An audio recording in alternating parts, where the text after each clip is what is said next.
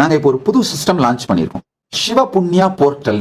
அப்படின்னா என்னன்னா, நீங்க யார் வேணாலும் தினந்தோறும் காலையில யோகா பண்ணீங்கன்னா உங்களுக்கு ஒரு யூனிட் புண்ணியா, சிவ பூஜை பண்ணீங்கன்னா ஒரு யூனிட் புண்ணியா, இல்ல எந்த உங்களுடைய இஷ்ட தெய்வ பூஜை பண்ணீங்கன்னா ஒரு யூனிட் புண்ணியா, எங்களுடைய எந்த ஆதீனத்துக்கு வந்து ஏதாவது ஒரு வாலண்டியர் சர்வீஸ், அன்னதானம் பண்றது, இதெல்லாம் பண்ணீங்கன்னா ஒரு யூனிட் புண்ணியம்.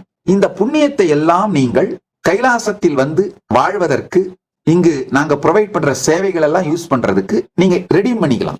இப்போ மனிதன் வந்து எப்பவுமே ஏதாவது ஒரு பெனிஃபிட் இருந்தா தான் ஒரு செயல்ல ஈடுபடுவான். ஒரு 6 மாசம் யோகா பண்ணிட்டீங்கன்னா உங்களுக்கே அந்த ஆரோக்கியன்ற பெனிஃபிட் தெரிஞ்சிடும், உடல் மனம் உயர் நிலையில இருக்கிறது தெரிஞ்சிடும், யோகா பண்ண ஆரம்பிப்பீங்க. ஆனா அந்த முதல் 6 மாசம் உங்களை எப்படி யோகா பண்ண வைக்கிறது? இந்த புண்ணியா பாயிண்ட்ஸ் கொடுக்கறது மூலமா பண்ண வைக்கிறேன். உங்களை இன்ஸ்பயர் பண்றேன், எக்ஸைட் பண்றேன்.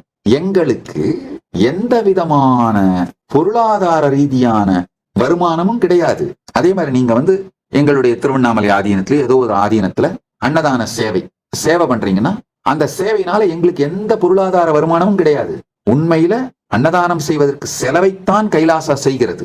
நீங்க சேவை பண்ணி அதனோட பலன் மக்களுக்கு தான் போய் சேருது. நான் ப்ரொஃபஷனல் ஆக்கியிருக்கேங்கய்யா, கமர்ஷியல் ஆக்கல.